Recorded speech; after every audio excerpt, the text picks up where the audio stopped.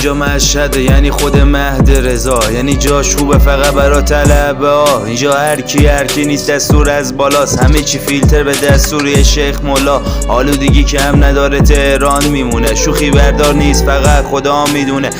کلمه باید حواست باشه، میبینی کناری خودت داره چغلی تو میکنه. همه چی عادی آمادگی دفاعی، کلمه قرآن مثل ورزش صبحگاهی. اینجا کوچیکا خلاف کوچیکشون گل و بنگه، آخه میدونی راه جلوشون خیلی تنگه. درس و عبرت نداره چون همه چیز تکراریه. اینجا نخبه هاشون وقتی ناامیدن منتظر فرار از کشور رو خریدن. میدونی این در خوب شدنی نیست، میدونی چیه تنهایی خوش میگذره، تنها زیر خاک خوش میگذره. یکم تعریف کن از اون ور دنیا چیه با خدا تنهایی خوش میگذره. یکم از حوریاش بگو، مثل آیه های قرآنش بگو. یکم از شرابای نابش با چشمای اصلیش بگو. بگو چطوری میگذره همه چی، دلتنگ نمیشی ما رو یادت نمیاد. بگو راستی الان توی بهشتی ها یا وسط جهنم گیر کردی رفیق؟ از آتیش و عذاب آدمای مستش بگو. جهنم چطور میگذره رفیق؟ راستی اونجا همه هستن، ما تو فضا گیریم با یه